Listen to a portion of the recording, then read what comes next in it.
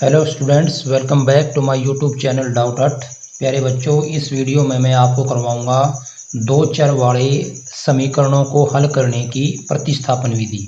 जी हाँ, कोई भी दो समीकरण हैं दो चर वाले, उनको हल करने की तीन विधियां हैं। पहली है प्रतिस्थापन विधि, दूसरी है विलोपन विधि और तीसरी है वज्रगुणन विधि। तो यहाँ पर हम इस वीडियो में करेंगे प्रतिस्थापन विधि, बाकी दो विधियाँ हम अगले वीडियो में करेंगे।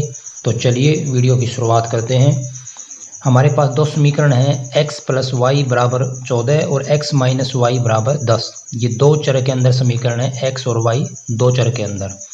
तो यहाँ पर हम सबसे पहले ये समझे कि प्रतिस्थापन विधि का नाम ये कैसे पड़ा। तो बच्चों, यहाँ पर हम एक समीकरण से किसी एक चर का मान निकालेंगे और उस चर का वो मान दूसरे समीकरण के अंदर स्थापित कर देंगे। तो इसलिए इसको हम बोलते हैं प्रतिस्थापन विधि। एक समीकरण से किसी एक चर का मान निकाल के दूसरे समीकरण के अंदर उसको स्थापित करना, इसीलिए इसको बोलते हैं हम प्रतिस्थापन विधि। इसको हम बड़े अच्छे तरीके से करेंगे। x प्लस वाई बराबर 14, इसको हमने मान लिया समीकरण नंबर 1। x माइनस वाई बराबर 10, इसको मान लिया समीकरण नंबर 2। सबसे पहले समीकरण नंबर 1 से, समीकरण 1 से हम किसी भी चर का x या y, जो आपका मन करे, x का भी मान निकाल सकते हैं और y का भी। तो यहाँ से हम x का मान निकाल लेते हैं। x बराबर हो जाएगा 14 माइनस वाई। ये समीकरण नंबर 1 से चर x का मान हमने निकाल लिया। x का मान समीकरण नंबर 2 में रखने पर,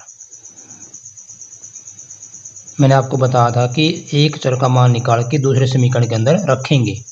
समीकरण 2 में रखने पर हमने समीकरण नंबर 1 से चर x का मान निकाला है और समीकरण नंबर 2 में उसको रखेंगे। समीकरण नंबर 2 हमारे पास है x माइनस वाई बराबर 10। यहाँ से x का मान 14 माइनस वाई रखेंगे, माइनस वाई बराबर 10। यानी जहाँ पर x था वहाँ पर हमने 14 माइनस वाई रख दिया समीकरण नंबर 2 के अंदर। इसको थोड़ा हल कर लेते हैं। माइनस वाई और माइनस वाई, माइनस 2y बराबर 10। यहाँ से माइनस 2y बराबर हो जाएगा 10 माइनस 14, या माइनस 2y बराबर माइनस 4। यहाँ से हमारे पास माइनस से माइनस कैंसिल हो जाएगा, y की वैल्यू आ जाएगी 4/2, यानी 2। y का मान आ गया हमारे पास 2। y का ये जो मान आया है इसको हम समीकरण नंबर 1 में रख सकते हैं और समीकरण नंबर 2 में भी, या आप इसको यहाँ पर भी रख सकते हैं। तो किसी में भी इसका मान रखकर हम x का मान निकालेंगे। y का जो मान है हमारे पास 2, उसको हम समीकरण नंबर 1 में रख लेते हैं।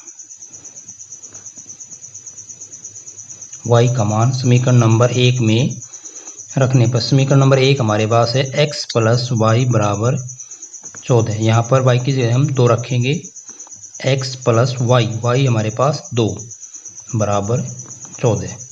यहाँ से x बराबर हो जाएगा 14 माइनस 2, या ये कहें कि x बराबर 12।